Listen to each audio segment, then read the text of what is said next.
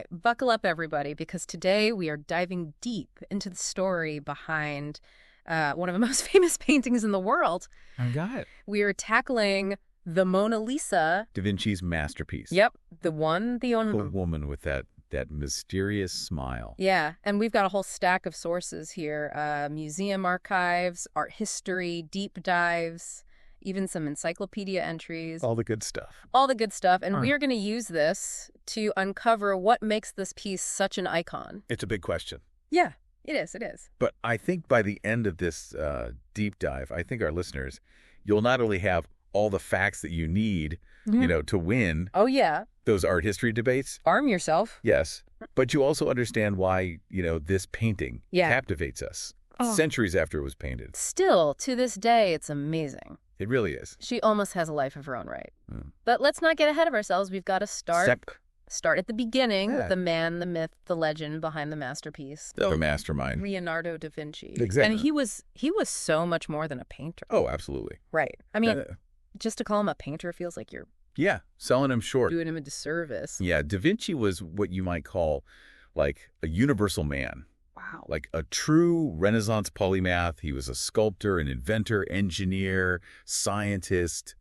He was, imagine if Elon Musk was also a Michelangelo. Wow. That level of genius. Yeah, I'm getting a little FOMO over here from a guy who lived like 500 years ago. That's fair. Like, how is that even possible? But it makes sense, right? It does. Like, if you're going to create something as groundbreaking as the Mona Lisa, you gotta be multi-talented. pretty multi-talented. Yeah, and I think, it's important to understand the context, right? Like, Da Vinci's brilliance wasn't just confined to one discipline. He was constantly observing, experimenting, pushing the boundaries in like every field that he touched. Every field. Wow. So how does that then tie into the Mona Lisa? I mean, did he invent a new paintbrush or something? Not exactly a paintbrush, yeah. but he did revolutionize Okay. painting techniques. Uh-huh. And that's one of the things that makes this portrait so unique. All right, so let's get into the details. Yeah. We all kind of know the basics, right? Painted sometime between 1503 and 1517. Right around there. The subject is most likely Lisa Gherardini, Most likely. the wife of a wealthy Florentine merchant. Mm-hmm. But what makes it so groundbreaking?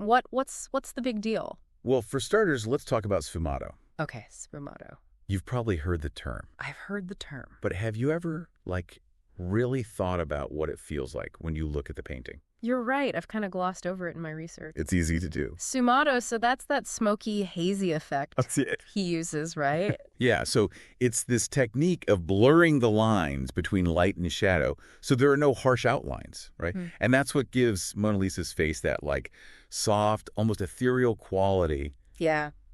And then her expression, you just can't pin it down. Is she smiling? Is she thoughtful? You can't quite figure it out. Sfumato keeps us guessing. Yeah, it's like she's thinking a secret and we're all trying to figure it out. It's true. Yeah. And I can see how that technique would have been revolutionary at the time, right? Because most portraits from that era were pretty stiff and formal. And that was intentional. Yeah. Da Vinci wasn't interested in just replicating reality. He wanted to capture something deeper, something more elusive. Right. And he used sfumato to do that. So beyond sfumato, what else was there? What else did he do that was so different? Well, there's also chiaroscuro, Okay. which is that dramatic contrast between light and dark. That gives the painting its depth and three-dimensionality, And you can see how he uses it to model her hands, to create the folds in her dress, to even shape the landscape behind her. It's like he's sculpting with light and shadow. You can almost feel the weight and texture of everything, Right. even though it's just paint on a flat surface. It's incredible. I mean, no wonder people have been obsessed with this painting for centuries. Oh, yeah, it's true. And speaking of centuries, we can't ignore the fact that this painting has had, quite the journey through time. Yeah. It's been stolen, vandalized, analyzed, reinterpreted. Stolen. Yeah. Wait a minute. We'll get there. Okay. Yeah. It's like she's lived a life as exciting as the people that have come to see her. Okay, so we've got to get back to this painting itself. Yeah. We'll get to to the adventures later. But Right. we've got these revolutionary techniques. Right. We've got how did he even arrange all this? Like, how did he arrange the elements to create such a captivating image? It's true. I mean, there is something about this painting. It just draws your eye right to her. Right. And a lot of that has to do with the composition.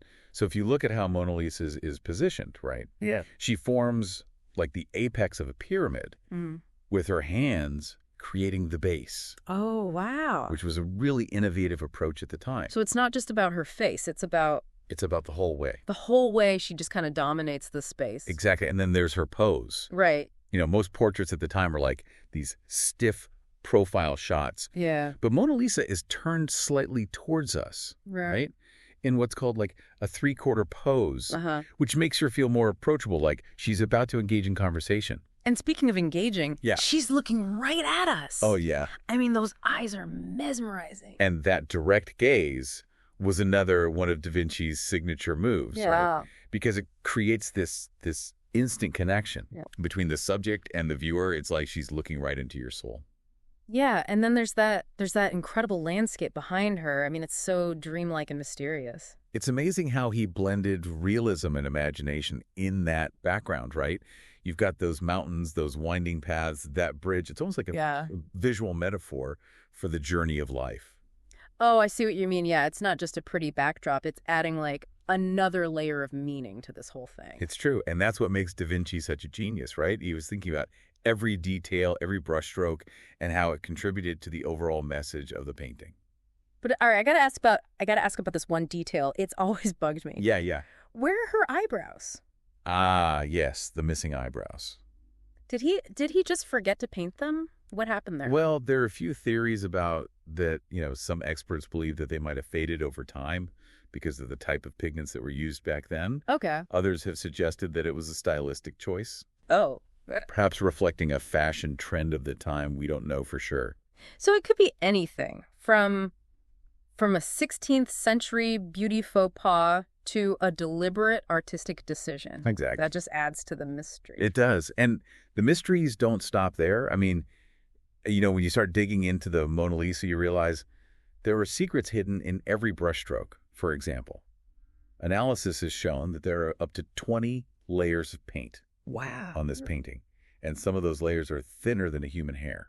20 layers. 20 layers. That's how long did it even take to paint this thing? Well, it's believed that he worked on it for years, possibly even decades. Wow.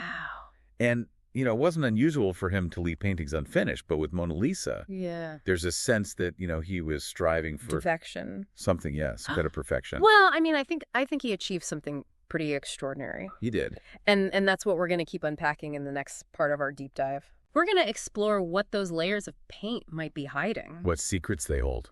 We're going to delve into some of the wild theories about the painting's true meaning. And we're going to get to the bottom. And we'll talk about the heist. Yes. It's all coming up It's all happening in part 2 of our deep dive. of the deep dive. Okay, so we've established that Leonardo da Vinci was like a genius, a master of technique, a bit of a rebel Absolutely. when it came to like all those portrait conventions of the day. But let's get back to that question of what is it about this painting that just continues to fascinate us? It's a question that people have been asking for centuries. Yeah. Art historians, scientists, everyday people who view the painting. And I think, a big part of it goes back to what we were talking about earlier, this idea that Leonardo really wanted to capture not just the likeness of his subjects, but their essence. Yeah. Their soul. Okay, but how do you even begin to capture something like that? Right. With paint? With paint. I mean, was he some kind of art mystic? Well, he was certainly fascinated by the mysteries of the human spirit. Yeah. And remember, this was the Renaissance, right? It was a time of incredible intellectual and artistic ferment. Yeah. People were rediscovering classical knowledge. They were exploring new ideas, pushing the boundaries of what was possible. So, I mean, maybe capturing the soul wasn't such a far-fetched idea back then. I think that's right. And think about what Leonardo was doing. I mean, he was dissecting bodies. Wow. To understand anatomy, he was studying optics, to understand how we perceive light and shadow. I mean, he was even experimenting with ways to depict, like, fleeting emotions. So he was really trying to bridge the gap between science and art, yeah. Which is so fascinating. Absolutely. So then how does that play into this? Well, I think that's where Mona Lisa's enigmatic smile comes in. So one of the sources that you shared mentioned that Leonardo actually hired musicians Oh, wow.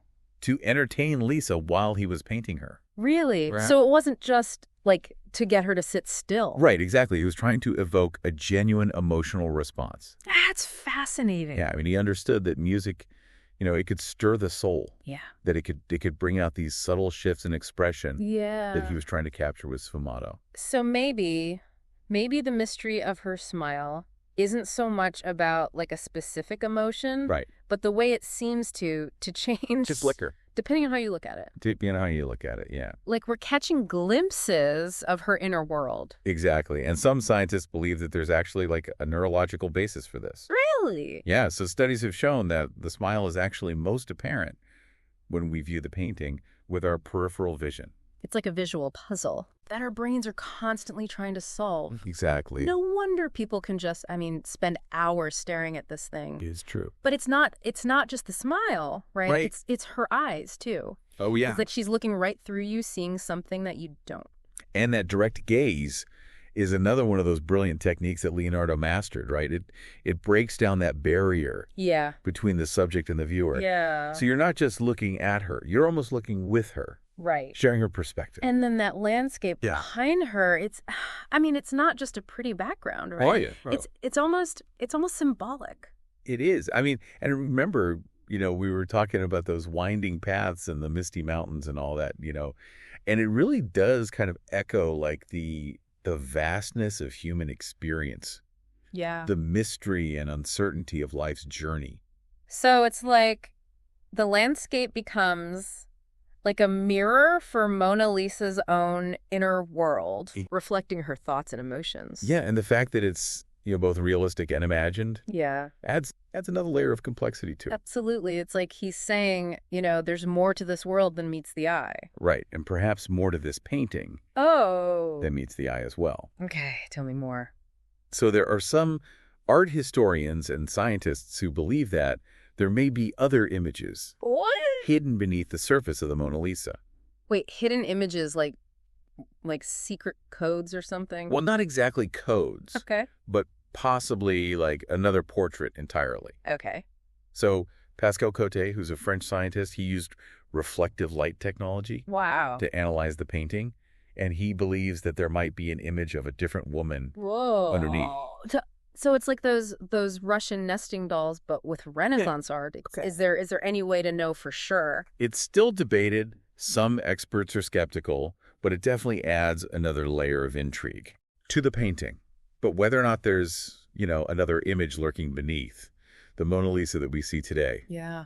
is a marvel of preservation. That's true. This painting has survived for centuries. I know. It's been moved countless times, stolen, even vandalized. Remember that time someone threw a rock at it? Oh, yes. Thankfully, the bulletproof glass did its job. Oh, good.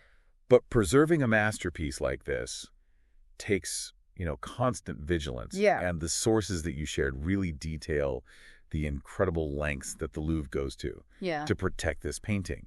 They've got climate-controlled cases, specialized frames that prevent warping. It's really quite something. It's amazing to think that, after all this time, after all the things that this painting has been through, she still looks so vibrant. Yeah. Yeah, and that vibrancy, that feeling that she's somehow still alive. After all these centuries, I think it's part of what makes her so compelling, Mm-hmm.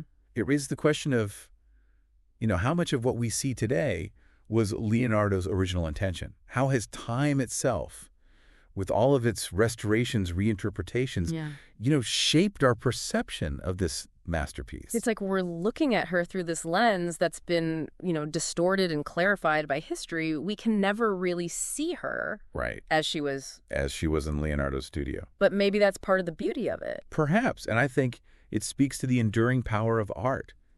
Art isn't a static object Right. frozen in time. It's in constant dialogue with the world, Yeah. changing and evolving Yeah. with each new generation that encounters it. So in a way, Mona Lisa is still being painted She is by the passage of time by the passage of time. and our ongoing fascination with her. Exactly. And I think that brings us back to Leonardo's brilliance. Yeah. He created a work of art that transcends its physical form. It's a painting that invites endless interpretation. It sparks conversations, debates that continue to this day. And that's what we'll continue to explore Yes. in the final part of our deep dive. Indeed. We're going to look at how Mona Lisa has been reinterpreted Throughout history. from Duchamp's cheeky editions Yeah. to Warhol's pop art iterations. And we'll tackle the big question. Yeah. What does this enduring fascination Yeah. with Mona Lisa's say about us? Ooh. About our own search for meaning Yeah. and beauty in the world? That's a great question. It's a question worth pondering. It is. After all, Mona Lisa doesn't offer any easy answers. Yep. She smiles enigmatically. Yeah. And invites us to keep searching. All right. So we've spent like 2 whole deep dives now. I know, it's flown by. I know, talking about this It's painting, like, talking about the techniques, the symbolism, the science. the scientific analysis. I mean, but I think one of the most fascinating things about the Mona Lisa is how it's been reinterpreted Yes. throughout history. It's like she's this blank canvas A mirror. that each generation projects their own ideas and anxieties. Anxieties. Yeah. That's a great observation, and I think it really does speak to, the painting's enduring power. It's not static. Right. It's constantly evolving in the eyes of the beholder. And it's not just art historians and critics who are weighing in. I mean, think about all the ways that Mona Lisa has seeped into pop culture. I mean, from Marcel Duchamp's LHOOQ, with the mustache and the goatee added, It's cheeky little additions. to Andy Warhol's pop art iterations. It's interesting because those reinterpretations, they both challenge and reinforce the painting's iconic status. Oh, interesting. How so? Well, Duchamp, for example, he was really playing with ideas of artistic authority, right? And he was, challenging traditional notions of beauty. Yeah. But by choosing the Mona Lisa as his target, Yeah. he was also acknowledging her power as this cultural symbol. It's like she's become shorthand Yeah.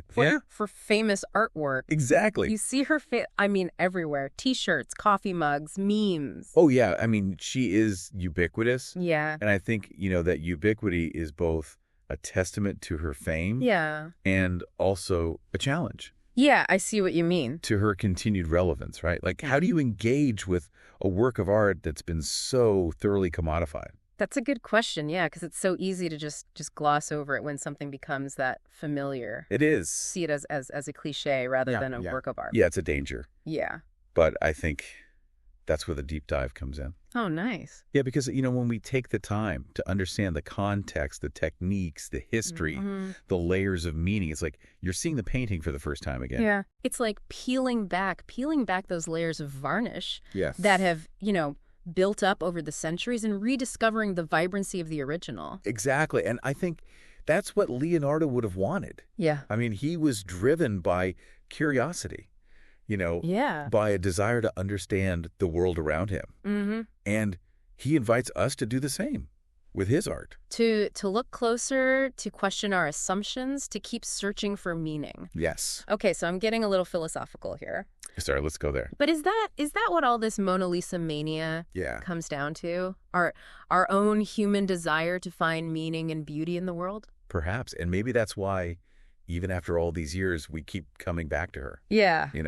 We see ourselves reflected in that enigmatic smile and those knowing eyes. It's like she's holding a mirror up to our own souls, inviting us to contemplate all the mysteries of existence, the beauty of imperfection, the passage of time.